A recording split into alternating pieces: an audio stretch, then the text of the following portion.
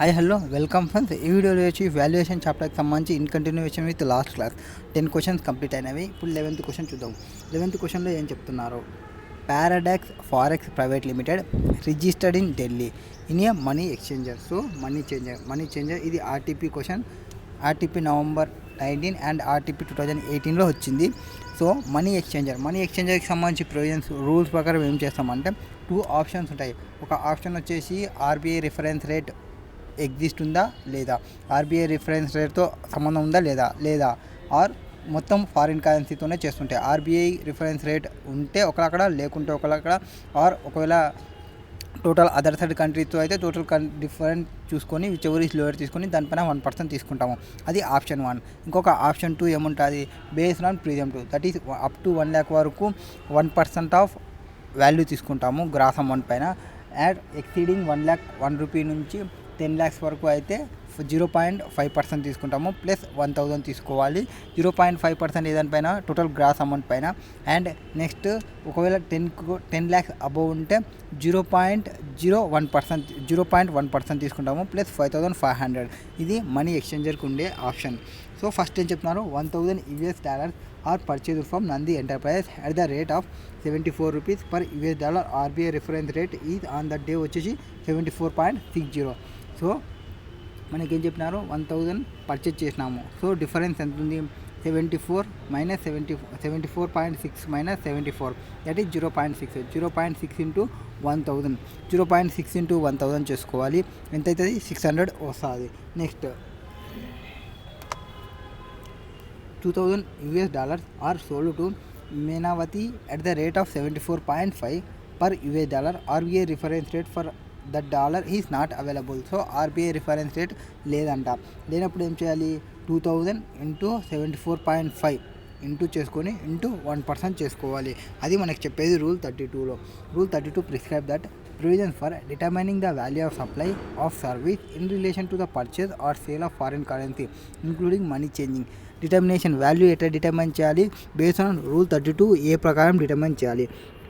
32Aలో ఏం చెప్తున్నారు? Value of supply తీసుకోవాలి. Value of supply of service for currency when exchange from or to Indian rupee shall be equal to difference in the buying rate. అంటే buying రేట్కి and selling రేట్కి difference ఎంత ఉంది?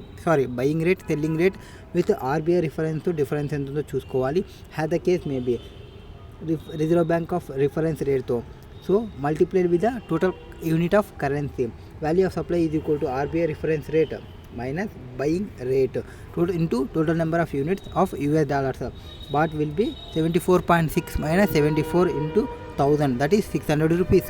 Next, when the RBI reference rate for currency is not available. ఒకవేళ మనకి RBI reference rate లేకుంటే value of supply shall be 1% of gross amount of Indian rupee provided or received by the person changing the money. The value of supply is total gross amount ఎంత ఉంది? ఆ gross amount పైన 1% తీసుకోవాలి. Gross amount ఎంత? 74.5 into 2000, అది gross amount అవుతుంది. దానిపైన 1% తీసుకుంటే 1490 అవుతుంది.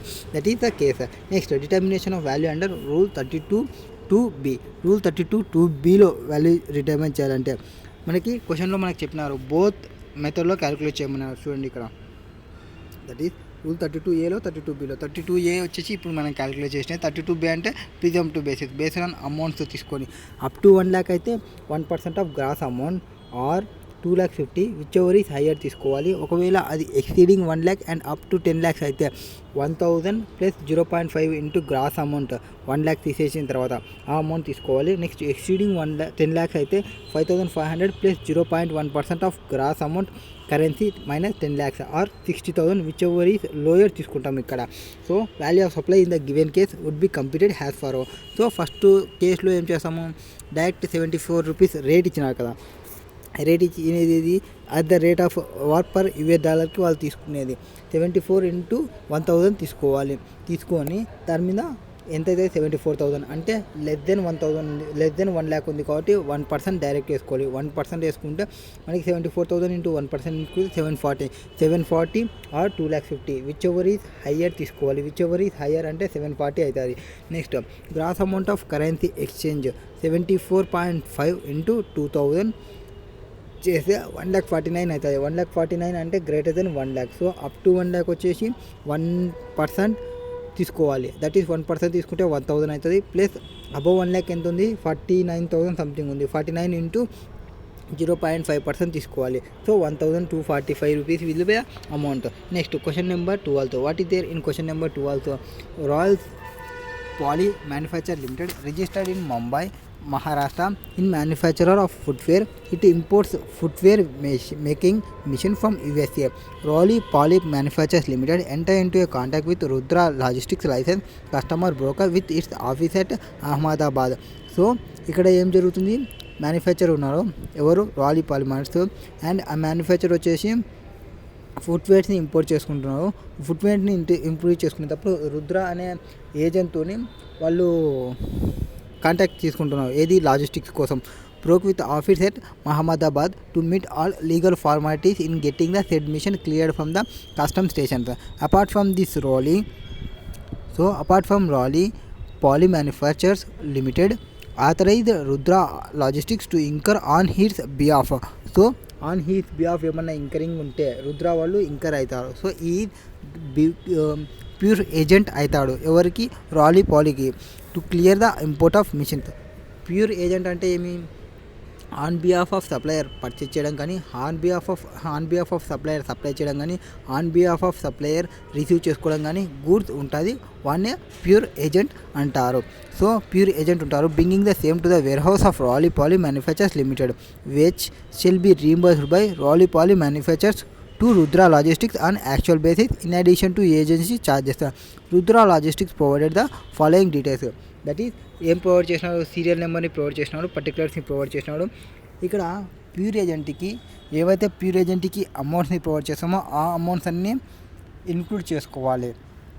బట్ ప్యూర్ ఏజెంట్కి ఇచ్చే ఛార్జెస్ మాత్రమే అతనికి ఇన్కమ్ అవుతాయి, రిమైనింగ్ ఏవి అతనికి ఇన్కమ్స్ కావు. సో ఇక్కడ ఏం చెప్పినాడు, విచ్ షెల్ బి ఇక్కడ ఇంకర్ అయితే which shall be reimbursed by the Roly Poly limited. So first pure agent మొత్తం ఇంకర్ అవుతాడు, తర్వాత రీయింబర్స్మెంట్ చేస్తారు. దానిలో రీయింబర్స్మెంట్ చేసే దానిలో ఎక్స్పెండిచర్ని తీసుకోము, ఓన్లీ అతనికి ఇన్కమ్ అయ్యేటివి మాత్రమే ఇన్కమ్గా తీసుకోవాలి. ఏజెన్సీ ఛార్జెస్ 5 lakhs, సో అతనికి ఇన్కమ్ అవుతుంది. So it will be included have income in pure agent. Next unloading of machine at Kandla port, Gujarat. So unloading charges pay చేసినా కానీ మళ్ళీ మనం ప్రిన్సిపల్ నుండి రిసీవ్ చేసుకున్నాం కాబట్టి అది ఇన్కమ్ కాదు. Next charges for transport of machine from Kandla, అయిపోయింది కదా. Charges from transport of machine from Rudra logistics Ahmedabad godown to warehouse of rally Poly exports import house in Mumbai Maharashtra 28,000. ఇది కూడా ఛార్జెస్ కాదు. Next prepaid and submitted of bill of entry and paid custom duty 5 lakhs. 5 lakhs duty custom duty pay చేసినా కూడా మనం receive చేసుకుంటాం కాబట్టి no impact. Next document due payers, ఏమైనా document dues ఏమైనా పే చేస్తే అవి కూడా మళ్ళీ తెచ్చుకుంటాం కాబట్టి no value. Next port charges, అవి కూడా రీయింబర్స్ తెచ్చుకుంటాము. Next hotel expenses, travelling expenses, telephone expenses, ఇవి అతని పర్సనల్ నేచర్, ఇవి అన్ని బిజినెస్ నేచర్. సో ఇవి రీయింబర్స్మెంట్ తెచ్చుకున్నప్పటికీ ఇవన్నీ అతనికి ఇన్కమ్ కాదు, బట్ ఇవి ఇన్కమ్ అవుతాయి. ఇవి అతని హోటల్ ఎక్స్పెన్సెస్, అతని ట్రావెలింగ్ ఎక్స్పెన్సెస్ అండ్ అతని యొక్క టెలిఫోన్ ఎక్స్పెన్సెస్ పర్సనల్ నేచర్ కాబట్టి. Complete the value of supply made by Rudra logistics with the help of given information. Would your answer be different if Rudra logistics have charged 13 lakhs has lump sum consideration for getting the imported machine cleared from the custom station and bringing the same to the warehouse of Rolly Poly Manufacturers. So ఒకవేళ ఇట్లా ఒక్కొక్క amount చెప్పకుండా direct 13 lakhs ఇస్తే ఏమవుతుందంటే 13 lakhs will be the income of Rudra. So ఈ question వచ్చేసి MTP RTP అన్నిటిలో వచ్చింది. So has per explanation to rule 33లో ఏం చెప్తారు, ప్యూర్ ఏజెంట్ గురించి చెప్తారు. ఇక్కడ ప్యూర్ ఏజెంట్ అంటున్నాము, మామూలుగా ఇంకో ఏజెంట్ ఉంటాడంటే ఎస్ ఇంకొక ఏజెంట్ కూడా ఉంటాడు. ఇంకొక ఏజెంట్ ఎవరు, నార్మల్ ఏజెంట్ ఉంటాడు. ఆ నార్మల్ ఏజెంట్ అని ఎప్పుడు అంటాము, ఆ బిల్స్ ఏమైతే ఉంటాయో ఆన్ బిహాఫ్ ఆఫ్ బిల్స్ ఏవైతే ఉంటాయో ఆ బిల్స్ అంతా ఈయన యొక్క ఇన్వాయిస్ పైన తీసుకుంటే వాడిని ఏజెంట్ అంటారు. Only doing the on behalf of transaction చేస్తుంటే ప్యూర్ ఏజెంట్ అంటాము. సో ఇక్కడ ఏం చదువుతున్నాడు, pure agent means person who enter into a contract. So contractual అగ్రిమెంట్లో ఎంటర్ అవుతుంటారు with the recipient of supply to act as is pure agent to incur expenditure or cost in the course of supply of goods or services or both. So contractual agreement ఉండాలి అక్కడ. And as a pure agent and కాస్ట్ని incur కావాలి. Next neither intends to goods, ఇది first actual contact ఉండాలి, agreement ఉండాలి, acting ఉండాలి and in the expenditure incur కావాలి. Next neither intends to hold any title of goods or services, అతను ఏ goods పైన ఓనర్షిప్ రైట్ని పెట్టుకోకూడదు. Intends to hold or any title of goods or services or both so procured or supplied has pure agent of the recipient of supply. Next does not use for his own interest such goods or services so procured, అతని యొక్క own ఇంట్రెస్ట్కి use చేసుకోకూడదు. Next receives only actual amount incurred to procure such goods or services in addition to the amount received for supply he provides on his own account. So అతను actual amount receive చేసుకుంటే ఏదైతే గూడ్స్కి సంబంధించి ఏదైతే receive చేసుకుంటాడో ఆ amount total amount ప్రిన్సిపల్కి pay చేయాలి. మళ్ళీ excess amount తీసుకోకూడదు అతని కమిషన్ లాగా, అట్లా తీసుకుంటే ప్యూర్ ఏజెంట్ కాడు. నెక్స్ట్ ఈ 4 కండిషన్ని సాటిస్ఫై చేయాలి. ఏమేమి చెప్పినాం 4 conditions? There must be a agreement and acting ఉండాలి and there must be expenditure incur కావాలి అండ్ గూడ్స్ పైన టైటిల్ హోల్డ్ చేయకూడదు అండ్ ఓన్ ఇంట్రెస్ట్ ఉండకూడదు అండ్ ఇంకోటి వచ్చేసి యాక్చువల్ అమౌంట్ ఇంకర్ అయిన దానికి రిసీవ్ చేసుకోవాలి. నెక్స్ట్ ఇన్ ద కేసులో Rudra logistic has enter into contractual agreement with recipient Rolly Poly manufactures into incur on behalf of such recipient expenditure. ఏవైతే 2 నుంచి 7 వరకు చెప్పినామో 2 నుంచి 7 వరకు ఏం చెప్పినాము?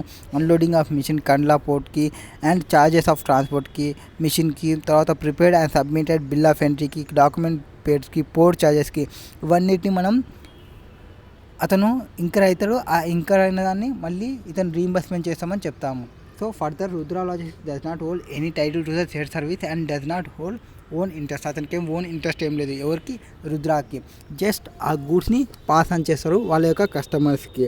Next lastly Rudra logistics receives only actual amount incur to procure such services in addition to agency charges.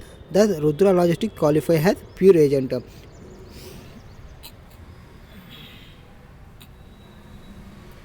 So Rudra వాళ్ళు pure ఏజెంట్గా treat చేయొచ్చు. అండ్ ప్యూర్ ఏజెంట్గా ట్రీట్ చేస్తే రూల్ 33 ఏం చెప్తుందంటే, రూల్ 33 ప్రకారం కొన్ని ఎక్స్పెండిచర్ని మనం తీసేయచ్చు. రూల్ 33 ప్రకారం పోతే notwithstanding anything contain in the provisions of chapter 4 determination of value of supply expenditure or cost incurred by the supplier has a pure agent of recipient of supply shall be excluded from the value of supply if all the following conditions are satisfied, namely. Next, the supplier act as pure agent on the recipient of the supply when he make the payment to the third party of authorization by such recipient. So ఇక్కడ ఏం చేస్తారు? కొన్ని exclude చేయాలి. ఏం exclude చేస్తాం ఇక్కడ చూడండి. Cost incur by the supplier should be excluded. ఎప్పుడు? The supplier act as pure agent of the recipient of supply when he makes payment to the third party on authorization of such recipient. So ఏజెంట్గా ఉండి ఏవైతే payment చేస్తాడో third పార్టీకి authorisation by recipient ఆ ఎక్స్పెండిచర్ని reduce చేస్తాము. The payment made by the pure agent on behalf of recipient of supply has been separately indicated. ఆ ఎక్స్పెండిచర్ని సపరేట్లీ ఇండికేట్ చేయాలి in the invoice issued by the pure agent to the recipient of service. And the supplies procured by the pure agent from the third party has pure agent of the recipient of supply or in addition to the service he supplies in his own account. Next, since conditions 1 to 3 mentioned above are satisfied in the given cases, expenses 2 to 7 cases లో, that is agency charges అది ఇన్కమే రుద్ర వాళ్ళకి. ఇక్కడ ఎవరిది కనుక్కుంటున్నాం? Rudra logistics pure agent యొక్క ఇన్కమ్ని కనుక్కుంటున్నాము. సో ఏజెన్సీ ఛార్జెస్ ఇన్కమ్ అవుతుంది. Add unloading of machine at Kandla Port, Gujarat, అది నిల్ అవుతుంది. నెక్స్ట్ ఈ charges of transport machine for Kandla port Gujarat to its godown in Ahmedabad nil అవుతుంది. Charges for transport of machine from Rudra logistics Ahmedabad godown to the warehouse of Roly poly export import house in Mumbai Maharashtra అది కూడా nil అవుతుంది. Custom duty nil అవుతుంది. Document charges nil. Port charges nil. Hotel expenses, travelling expenses and telephone expenses ఇవన్నీ income అవుతుంది. Total value 5 lakhs plus 45,000, 50,000, 2,000, 5,97,000 అవుతుంది. Yes, the answer would be difference. ఎప్పుడు ఒకవేళ lump sum amount 13 lakhs తీసుకుంటే ఆ lump sum అమౌంటే value of supply అవుతుంది. ఆ 13 lakhs పైన మనం ట్యాక్స్ వేస్తాము. Next question number 13. What is there in question number 13? Question number 13లో ఏం చెప్తారంటే, Rustagi and co manufacture customized product at its unit situated in Madhya Pradesh. So customized ప్రోడక్ట్ని చేస్తుంది మధ్యప్రదేశ్లో. Cost of product of Rustagi 1000 products is 20 lakhs. So cost ఎంత 20 lakhs. That this product required further processing before sale. For this purpose product are transferred from its Madhya Pradesh units to another unit in Himachal Pradesh. So goods ఎక్కడి నుంచి ఎక్కడ పోతున్నాయి, మధ్యప్రదేశ్ నుంచి హిమాచల్ ప్రదేశ్కి పోతున్నాయి. దానికి వచ్చిన cost ఎంత, cost of production 20 lakhs. The Himachal Pradesh unit apart from processing its own product engages in processing of similar product of other person who shall apply the product of same kind of quality. So Himachal ప్రదేశ్లో own products engaged in processing of similar product of other person who provide like in quality provide చేస్తున్నారు. Next there after Himachal ప్రదేశ్లో ఇంకేం చెప్పినారు, హిమాచల్ ప్రదేశ్ ఏమవుతుంది మనకి another unit అన్నాడు కాబట్టి distinct person అవుతుంది. So A transaction will be between distinct transaction persons. So rule 28 తీసుకోవాలి for the related party and distinct person మిడిల్లో ఏమైనా ట్రాన్సాక్షన్ జరుగుతాయి. So okay 1000 units of product and same kind and quality are supplied to Himachal Pradesh unit at the time when goods are sent by Madhya Pradesh unit by another manufacturer located in Himachal Pradesh. The ex-factory price of such goods will be 19 lakhs. The Himachal Pradesh unit Rustagi క్రో is eligible for full ITC. ఎప్పుడైతే మనకి మామూలుగా మనం ఎట్లా calculate చేస్తామంటే related party transaction ఉన్నప్పుడు first opening market value తీసుకోవాలి. Opening market value ఉంటే ఓపెనింగ్ మార్కెట్ వాల్యూ తీసుకోవాలి. ఇన్వాయిస్ వాల్యూ లేనప్పుడు ఇన్వాయిస్ వాల్యూ ఫుల్ ఐటీసీ తీసుకోవడానికి ఉంటే రిసిపియంట్కి ఇన్వాయిస్ వాల్యూని deem to be open market value తీసుకుంటాము. ఆర్ నార్మల్ కేసులో ఓపెన్ మార్కెట్ వాల్యూకి పోతాం. ఫస్ట్ ఓపెన్ మార్కెట్ వాల్యూ లేకుంటే లైక్ ఇన్ క్వాలిటీకి పోవాలి. లైక్ ఇన్ క్వాలిటీ లేకుంటే cost plus 10%, that is rule 30 ప్రకారం క్యాలిక్యులేట్ చేస్తాం. అది కూడా రాకుంటే రూల్ 31 బెస్ట్ జడ్జిమెంట్కి పోతాము. ఓకే, ఇప్పుడు మన కేసులో ఏమవుతుంది అంటే ఈ product as per section 225(4) section 225(4) ఏం చెప్తుంది, డిస్టింక్ట్ పర్సన్ గురించి చెప్తుంది. Person who has obtained or is required to obtain more than 1 registration where ఒక రిజిస్ట్రేషన్ కాకుండా మోర్ దెన్ 1 రిజిస్ట్రేషన్ ఉంటే state or union territory or more than 1 state or union territory shall in respect of each state treated has distinct person అంటాము. సో each స్టేట్లో మనకి registration ఉంటే each స్టేట్లో ఉన్న రిజిస్ట్రేషన్స్ని మనం ఏమంటాము, డిస్టింక్ట్ పర్సన్ అంటాము. There four units of Rustagi and co in Madhya Pradesh and Himachal Pradesh are distinct person under GST. As per Rule 28, the value of supply of goods between distinct person other than where the supply is made through an agent. So ఇక్కడ distinct పర్సన్తో transaction చేస్తున్నాము other then through agent. Be open market value of supply. First ఏమవుతుంది, open market value of supply అవుతుంది. If open market value is not available, ఒకవేళ open market value లేకుంటే ఏం తీసుకోవాలి, like in quality తీసుకోవాలి. Like in quality కూడా లేకుంటే ఈ value cannot be determined above methods. Cost plus 10%, that is rule 30 చెప్తుంది. ఒకవేళ రూల్ 30 కూడా రాకుంటే రూల్ 31 తీసుకోవచ్చు, దట్ ఈస్ బెస్ట్ జడ్జిమెంట్. ఇవన్నీ కాకుండా ఇంకొక ఆప్షన్ కూడా ఉంటుంది వీళ్ళకి. ఆప్షన్ ఏమి అంటే 90% ఆఫ్, అంటే వేరే కస్టమర్స్ ఉంటారు కదా, ఆ కస్టమర్స్కి అంటే అన్రిలేటెడ్ కస్టమర్స్కి ఏవైతే చేస్తున్నామో అన్రిలేటెడ్ కస్టమర్స్ వాల్యూ ఇంటూ 90% తీసుకోవచ్చు by the recipient of his customer not being a related person. So further rule 28 provide that where the recipient is eligible for full ITC. ఒకవేళ రిసిపియంట్ ఫుల్ ఐటీసీకి ఎలిజిబుల్ అయితే the value declared in the invoice shall be deemed to be open market value of goods or services. In the given case the option of valuing the goods at the rate of 90% price charged by the recipient is unrelated customer. He is not available as the goods are not further supplied as such, but only after processing at Himachal Pradesh unit. However, since the Himachal Pradesh unit eligible for full ITC, the value declared by the Madhya Pradesh unit in the invoice value ఎంత declare చేసినారు మధ్య ప్రదేశ్ వాళ్ళు 20 lakhs declare చేసినారు. 20 lakhs deemed to be open market value తీసుకోవాలి. That value of 1000 product supplied by Rustagi company to its Himachal Pradesh unit terms rule 28 is the open market value of such product which is 20 lakhs. So 20 lakhs will be treated as open market value గా తీసుకోవాలి.